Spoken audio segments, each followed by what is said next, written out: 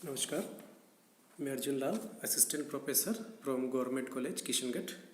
आज हम स्वीकृति के बारे में अध्ययन करेंगे कि स्वीकृति का अर्थ और उसकी परिभाषा और स्वीकृति के संबंध में जो वैधानिक नियम से दिए गए उनके बारे में डिटेल से आज की क्लास में अध्ययन करेंगे। तो बात करते हैं सबसे पहले एक्सेप्टेंस यानी कि स्वीकृति। किसी भी वेद अनुबंध के निर्माण के लिए यह अत्यंत आवश्यक हो जाता है कि एक पक्षकार यानी कि प्रस्ताव द्वारा प्रस्ताव किया जाए जिसकी स्वीकृति दूसरा पक्षकार अर्थात वचन ग्रहीता दे। तो प्रस्ताव की स्वीकृति ठहराव का निर्माण करने के लिए और पक्षकार को वैधानिक रूप से उत्तरदायी बनाने के लिए आवश्यक है, क्योंकि बिना स्वीकृति अथवा सहमति के ठहराव या अनुबंध का निर्माण नहीं हो सकता। इसके सिंपल अर्थ स्वीकृति के बारे में बात करते हैं तो स्वीकृति से आशय प्रस्ताव की शर्त रहित स्वीकृति से है।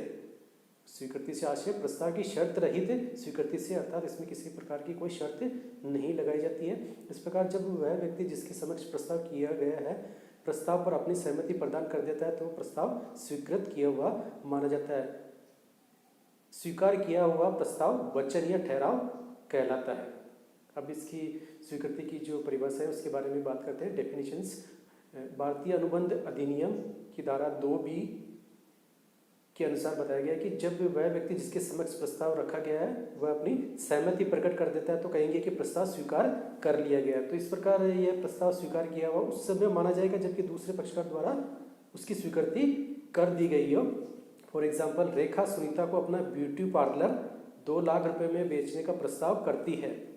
सुनीता इस प्रस्ताव को स्वीकार कर ले तो सुनीता की इस सहमति को ही स्वीकृति कहा जाएगा। अब बात करते हैं स्वीकृति के संबंध में जो वैधानिक नियम है। Legal rules as to acceptance. बिना वेद स्वीकृति के वेद अनुबंध का निर्माण नहीं हो सकता। तो किसी भी प्रस्ताव की वेद स्वीकृति के लिए वैधानिक नियमों और जो उसके उपनियमों की पालना करना आवश्यक हो जाता है। स्वीकृति के संबंध में भी जो भारतीय अनुबंध अधिनियम की जो सेक्शंस है 6, 7, 8 व 9 में जो दिए गए हैं और समय समय पर जो न्यायालय द्वारा दिए गए निर्णयों के आधार पर कुछ नियम निश्चित किए गए हैं। तो आज हम स्वीकृति से संबंधित महत्वपूर्ण वैधानिक नियमों की संक्षेप में इस प्रकार चर्चा करेंगे, अध्ययन करेंगे। पहला जो वैधानिक नियम आता है स्वीकृति के संबंध में, पहला आता है स्वीकृति पूर्ण तथा शर्त रहित होनी चाहिए। Acceptance must be absolute and unqualified.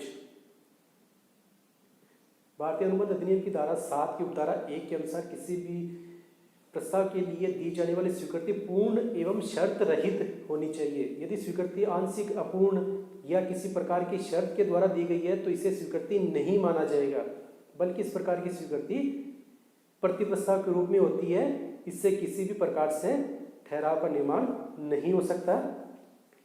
Second, स्वीकृति उसी व्यक्ति द्वारा दी जानी चाहिए जिसको प्रस्ताव किया गया है। Proposal must be accepted only by the person to whom it is made. प्रस्ताव की स्वीकृति केवल उसी व्यक्ति द्वारा दी जानी चाहिए जिसके समक्ष प्रस्ताव किया गया है। अतः यदि प्रस्ताव की स्वीकृति अन्य कोई व्यक्ति देता है तो इस प्रकार की स्वीकृति वैधानिक रूप से मान्य नहीं होती है और किसी भी प्रकार से अनुबंध का निर्माण नहीं होता है। तो विशेष प्रस्ताव की दशा में विशेष व्यक्ति ही स्वीकृति दे सकता है, लेकिन सामान्य प्रस्ताव की दशा में कोई भी व्यक्ति प्रस्ताव को स्वीकार कर सकता है। नेक्स्ट, तीसरा बिंदु, प्रस्ताव की स्वीकृति में प्रस्ताव की शर्तों की स्वीकृति भी शामिल है। Acceptance of proposal includes acceptance of its condition also. जिस प्रकार से प्रस्ताव की स्वीकृति प्रदान की है तो यह सामान्य रूप से माना जाता है कि स्वीकर्ता ने प्रस्ताव के साथ जुड़ी हुई सभी शर्तें स्वीकार कर ली है।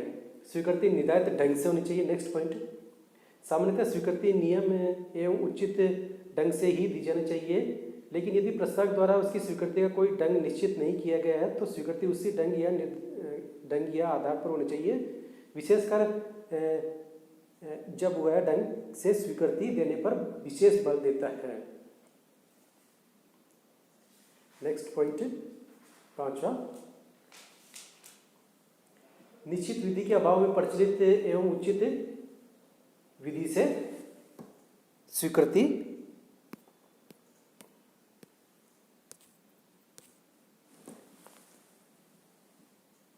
In the absence of prescribed manners, acceptance must be in some usual and reasonable manners.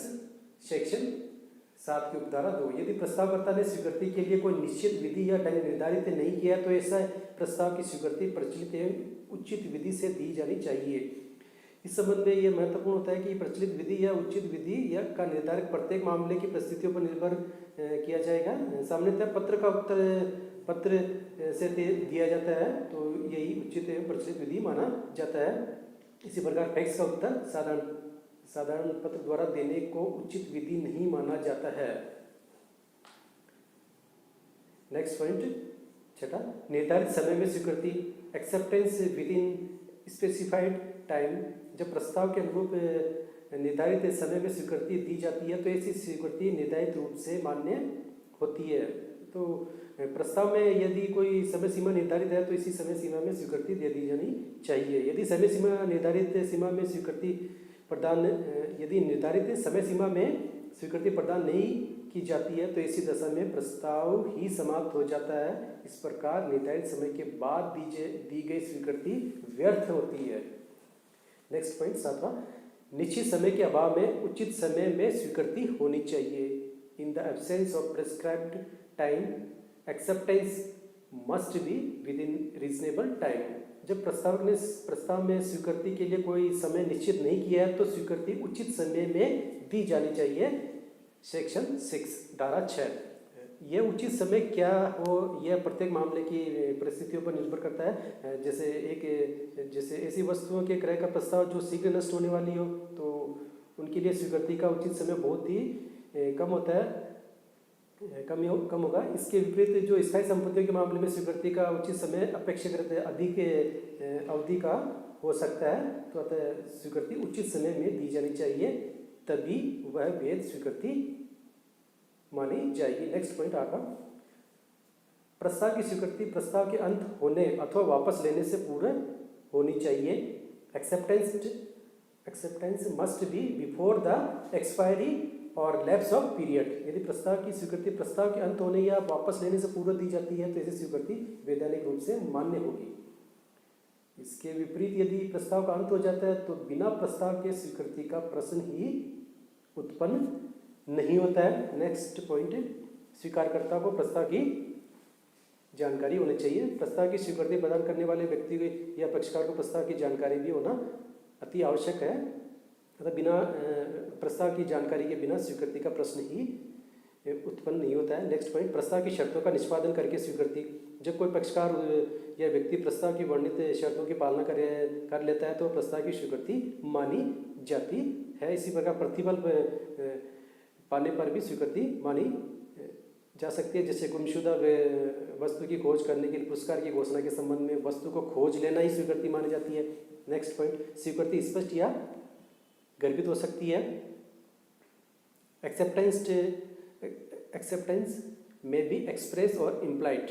किसी प्रस्ताव की स्वीकृति स्पष्ट अथवा गर्भित दोनों प्रकार से की जा सकती है। जब प्रस्ताव की स्वीकृति मौखिक, लिखित अथवा शब्दों द्वारा दी जाती है तो ऐसी स्वीकृति स्पष्ट स्वीकृति कहलाती है। जब स्वीकृति संबंधित पक्षकार के द्वारा शब्दों के अलावा अन्य प्रकार से जैसे व्यवहार, आचरण द्वारा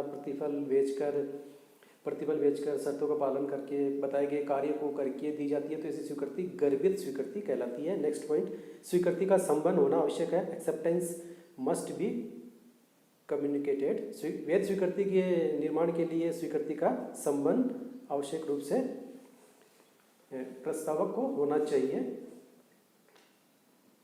केवल स्वीकृति देने का मानस या मस्तिष्क में मन में सोच लेने या तैयारी करने से नहीं होता है, बल्कि स्वीकृति के संबंध में जो सोच है उसकी जानकारी प्रस्ताव करने वाले पक्षकार को आवश्यक रूप से होनी चाहिए, अन्यथा वैध स्वीकृति का निर्माण नहीं हो सकता। Next point,